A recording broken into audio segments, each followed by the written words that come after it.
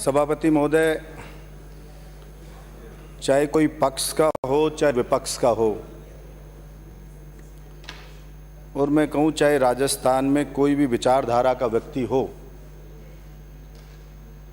कम से कम इस बात पे तो दिखावे के लिए चाहे वो विरोध कर दे, इस बात पे तो सहमत होगा कि राजस्थान के मुख्यमंत्री अशोक गहलोत जी भ्रष्टाचारियों को तो सपोर्ट नहीं करते।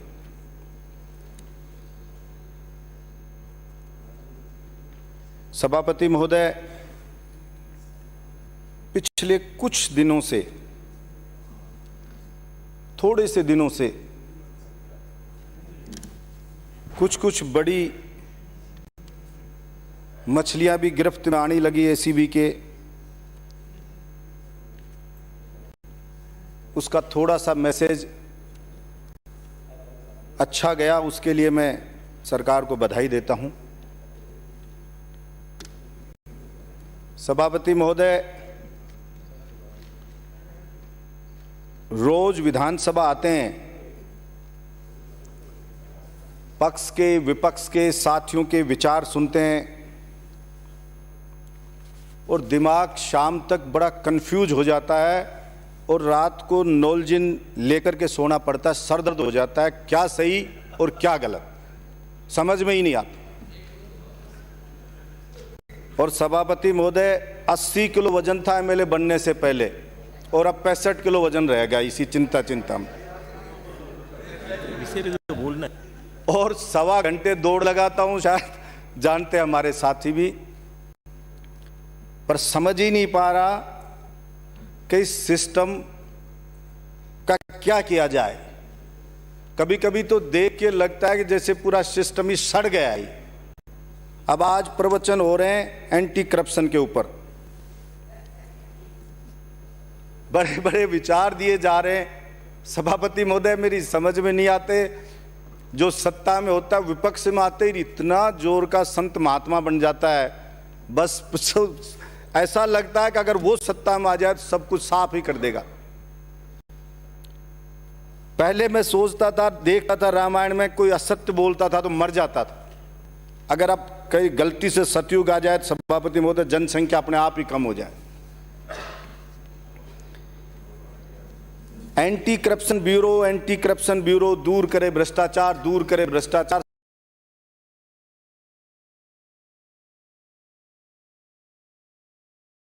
सभापति, मैं तो जरा सी बात कह रहा हूं, इस सदन में बहुत छोटा आदमी, मुझे ज्यादा ज्ञान भी नहीं है, कि सिर्फ नीयत का सवाल है।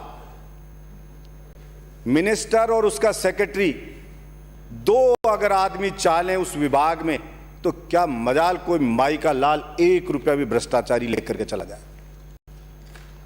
एंटी करप्शन ब्यूरो कितनी है, कितना के स्टाफ है, किस किस को पकड़ लेगी एंटी करप्शन ब्यूरो।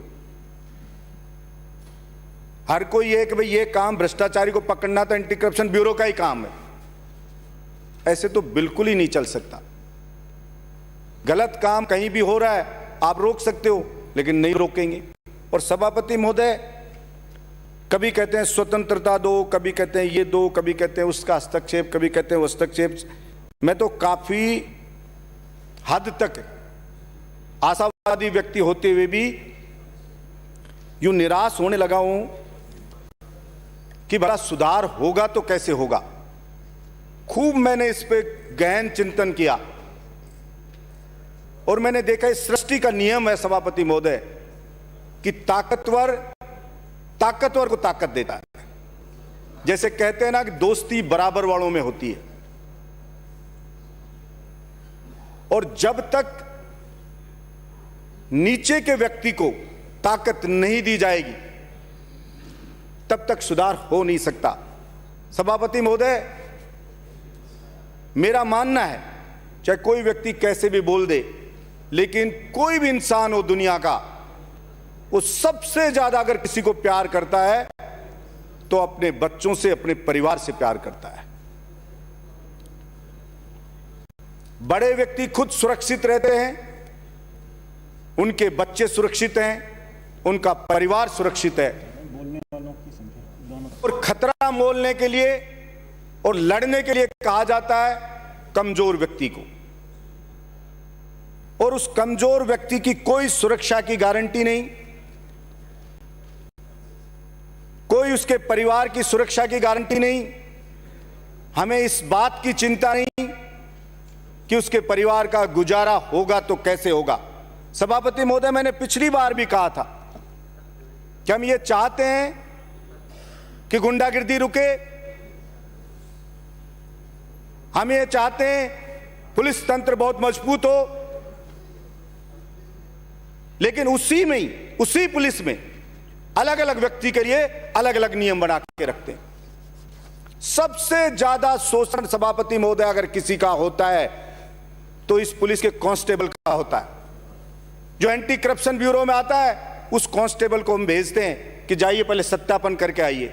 एक अकेले कांस्टेबल को हम दे देते हैं, वॉइस रिकॉर्ड करके ले आइए, आप पढ़ते लौटते कहीं जाइए, आप कहीं आइए, कहीं खाइए, आप जानो, आपका काम जानो। अधिकारी के पास एप्लीकेशन आई, अधिकारी ने एक उसको टेप दे दिया, टेप रिकॉर्डर, जाइए और आप रिकॉर्ड करके ले आइए।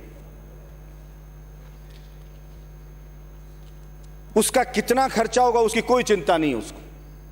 सभापति महोदय, प्रत्येक विभाग में प्रमोशन होते हैं, वरिष्ठता के आधार पे हो जाते हैं। आरपीएस का प्रमोशन होता है वरिष्ठता के आधार पे, आईपीएस का प्रमोशन होता है वरिष्ठता के आधार पे, और कांस्टेबल है उसको कहते रहा प्रमोशन होगा तुझे इम्तिहान देना पड़ेगा। फिर इम्तिहान भी एक बार नहीं लेंगे, अब अगर तू रह गया तो फिर दोबारा इम्तिहान दे, फिर तीसरी बार है तो फिर तेरा इम्तिहान देंगे। चाहे तू बूढ़ा हो जा, तेरे से इम्तिहान लेते रहेंगे, पढ़ता भी रहे, तेरे को सोने भी नहीं देंगे, तेरे को बैठने भी नहीं देंगे, 24 घंटे ड्यूटी भी लेंगे और फिर तेरे से इम्तिहान भी लेंगे और फिर भ्रष्टाचारियों को पकड़ के ला। सभापति महोदय, उसका परिवार भूखा मर रहा है, 7वां वेतन आयोग लागू होगा लेकिन तेरे को लाभ नहीं देंगे। माननीय सदस्य, आज जो विषय है उसी विषय पे आ रहा हूं सभापति महोदय, उसी पे आ रहा हूं। और जब तक इन चीजों को ना समझेंगे ना, भ्रष्टाचार पे चर्चा के कोई मायने नहीं है सभापति महोदय, जब तक मूल में ना जाएंगे। अपन उसी से कहते हैं भ्रष्टाचार को रोकना है। सभापति महोदय, भ्रष्टाचार दो तरह के लोग करते हैं। एक भ्रष्टाचार वो करता है जिसको ऐशो आराम करना होता है, जिसको भोग विलास का शौक होता है, और एक भ्रष्टाचार सभापति महोदय वो करता है जो सिर्फ अपनी इज्जत बचाना चाहता है।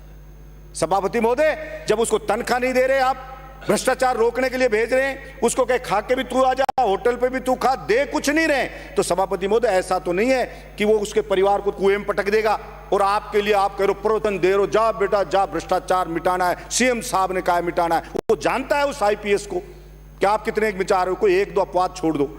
तो आप जब तक उसको ये विश्वास ना दिलाएंगे आपको पूरा पैसा मिलेगा, आपकी सुरक्षा की गारंटी, आपके परिवार की गारंटी, और आप इसके ऊपर काम करिए ईमानदारी से, तब तक वो नहीं करेगा। सभापति महोदय, अपन कितने ही प्रवचन दें, भाषणों से पेट नहीं भरता सभापति महोदय। 2 मिनट में समाप्त करें। अब यही प्रॉब्लम है सभापति महोदय। सभापति महोदय, मैं माफी चाहूंगा, कोई मेरी बात का बुरा लगाओ, लेकिन मैं फिर भी ये कहना चाहता हूं सभापति महोदय कि दोहरा व्यवहार कहीं भी रगा जाएगा, भ्रष्टाचार नहीं मिटेगा। भ्रष्टाचारी होता है किसको नहीं पता सभापति महोदय, किसको नहीं पता। एंटी करप्शन ब्यूरो रेड 100 पकड़ती है उसको सभापति महोदय, वॉइस होती है उसकी। मैंने देखिए कार्रवाई, मैंने कईयों को ट्रैप करवाया सभापति महोदय, उसकी वॉइस होती है, काम पेंडिंग होता है और रंगे हाथ रेड 100 पकड़ा जाता है, कलर आ जाता है, सब कुछ आ गया। अब उसको क्यों नहीं डिसमिस करते आप जॉब से? आप कहते हैं उसकी जांच करेगा अगला अधिकारी। और सभापति महोदय, 99% लोग बरी हो जाते हैं और उसी फील्ड में आ जाते हैं, उसी जगह आ जाते हैं। तो क्या कारण है वो आ जाते हैं, कैसे आ गए वो? उसको फील्ड पोस्टिंग मिल जाती है, वापस लूट खसोट चालू हो जाती है, सबको पता रहता है। मैंने जिसको ट्रैप कराया सभापति महोदय, वही आदमी फिर फील्ड में लगा हुआ है। क्या बिगाड़ लिया मैंने उसका? वापस आ गया। मेरी दुश्मनी और होगी जिंदगी भर की, और पुलिस से दुश्मनी, कहते हैं कि दोस्ती भी इनकी खतरनाक, दुश्मनी बुरी। इनसे तो जितनी दूरी रखे भगवान उतना ही। करें प्लीज, सेव करें। इसलिए सभापति महोदय, मैं ये चाहूंगा मुख्यमंत्री जी से, पिछली बार एक मांग मानी थी कि रोडवेज का पास का किया था उन्होंने, मैं चाहूंगा बड़ा दिल रखें सभापति महोदय। इज्जत सबसे ज्यादा प्रिय है और आदमी को, समाज का व्यक्ति है ना, वो इज्जत से रहे। सभापति महोदय, शरीफ आदमी ने किसी को गुस्से में रहकारा बोल दिया ना सभापति महोदय, तो पुलिस ऐसे जाएगी जैसे कोई आतंकवादी हो, भर के गाड़ी शाऊ शाऊ ठालाओ और पता लगा इज्जतदार है तो उसके घर के घेरा डाल देगी। अब तेरे को जीने नहीं देंगे जैसे कोई दाऊद इब्राहिम आ गया। और सभापति में तो गुंडा है ना, एचएस है ना, वो किसी के चाकू भी मार के आ गया ना, थाने में रिपोर्ट दिखाने जाएगा ना, मैं सच्चाई करूं, एसएचओ कह अरे यार वो तो गुंडा है अब क्या करें, उसको देखेगा इसको भी टाड़ दूं, कैसे टाड़ दूं। और दूसरी तरफ गुंडे को सूचना मिल जाएगी अरे भाई तेरा कर ले कोई राजीनामा कर ले। मतलब ये हालात हैं, उसको सीरियस ही नहीं देगा। और फिर अगर सिफारिश करेंगे तो क्या कहेगा, सर वो तो गुंडा है क्या बिगाड़े, गुंडा है क्या, इसका मतलब शरीफ का बिगाड़ोगे आप। इसलिए सब कुछ इज्जतदार के ऊपर लागू है, सब कुछ गरीब पे लागू है, सब कुछ मिडिल क्लास पे लागू है, बड़े लोगों पे कोई कुछ लागू नहीं है सभापति महोदय। इसलिए जब तक ईमानदारी से हम उस नीचे वाले व्यक्ति की चिंता नहीं करेंगे, जब तक हम वास्तव में अंदर से साफ नहीं होंगे, सभापति महोदय कोई व्यवस्था साफ नहीं होगी। और आपने हिस्ट्री में देखा होगा क्रांतियां जब भी हुई है सभापति महोदय, वो इसी सिस्टम, सड़े हुए सिस्टम से तंग आके हुई है। क्योंकि आदमी सहन करते करते इतनी जवाब दे जाती है सहन शक्ति, तो विस्फोट होता है। इसलिए वो विस्फोट ना हो, मुझे सभापति महोदय कई बार डर लगने लगता है कि मुझे सभापति महोदय खत्म कर रहा हूं, सभापति महोदय इंपॉर्टेंट बात कर रहा हूं, बस 2 मिनट में कर रहा हूं। मुझे रात को सपना आया कल ही सभापति महोदय, मैं शेयर करना चाह रहा हूं आपसे, आप मेरी पीड़ा समझ जाएंगे। रात को ही कल आया, पीड़ा अपन दोनों घर बैठ कर बात करेंगे, आप तो सब्जेक्ट पे बात करो भाई। आप सभापति महोदय इसी पे कर रहा हूं, सब्जेक्ट पे ही कर रहा हूं सभापति महोदय, क्योंकि ये चर्चा थी एंटी करप्शन पे। सब्जेक्ट पे बोल नहीं रहे हो सभापति महोदय पुलिस पे चर्चा से रिलेटेड ही कह रहा हूं सभापति महोदय, सुन ले आप शायद मान जाएंगे, इसी पे बोल रहा हूं मैं आपकी पीड़ा को बहुत व्यक्तिगत रूप से सभापति समझ रहा महोदय हूं। इसी पे चर्चा के लिए बोल रहा हूं, बस ये 2 ही तो मिनट मांगिए, फिर कभी काट लेना सभापति महोदय, फिर कभी काट लेना। सभापति महोदय मैंने देखा सपने में, अगर भ्रष्टाचार से तंग आके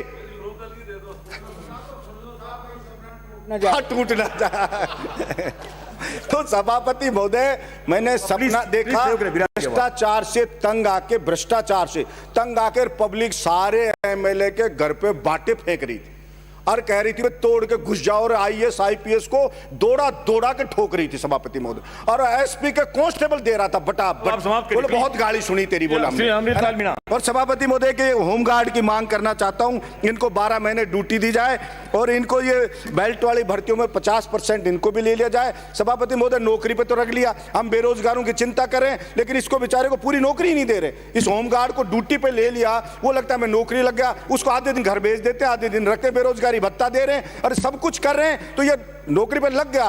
पुलिस की नफरी कम है तो कम से कम इसको थाने में ले लो, इसका काम 15 दिन थाने में भेज दो इसको, ये भी काम कर लेगा।